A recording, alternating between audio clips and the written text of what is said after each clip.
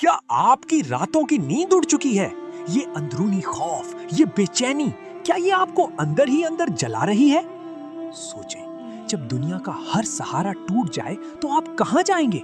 ये मुसलसल दर्द, ये गुनाहों की नदामत, ये फिक्रें, क्या ये आपको अल्लाह से दूर कर रही हैं? सुन लीजिए, अल्लाह का फरमान है, अला बिज़िक्रिल्लाहि तत्मइन्नुल कुलूब, सूरतुर राद आयत 28।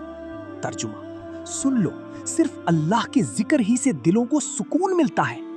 तफसीर के मुताबिक दिलों की तमाम बेचैनी और परेशानी सिर्फ अल्लाह की याद से खत्म होती है, क्योंकि हकीकी सुकून का खजाना उसी के पास है। एक दिन हजरत अबू अमामा मस्जिद नबवी में बैठे थे, हालांकि वो नमाज का वक्त नहीं था। नबी सल्लल्लाहु अलैहि वसल्लम ने उनसे पूछा, अबू अमामा, क्या बात है, परेशान क्यों बैठे हो? उन्होंने अर्ज की, या रसूल अल्लाह, फिक्रों और कर्जों ने मुझे तोड़ दिया है।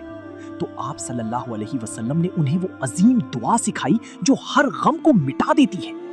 आप सल्लल्लाहु अलैहि वसल्लम ने फरमाया कि सुबह शाम ये दुआ पढ़ो, अल्लाहुम्मा इन्नी आऊज़ु बिका मिनल हम्मी वल हज़नी, ऐ अल्लाह, मैं तेरी पनाह मांगता हूँ फिक्र और गम से।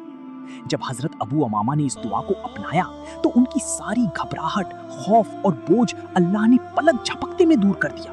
अल्लाह के जिक्र को थाम लो, अल्लाह के जिक्र को थाम लो, अल्लाह के जिक्र को थाम लो, इससे पहले कि ये बेचैनी आपकी दुनिया व आखिरत तबाह कर दे।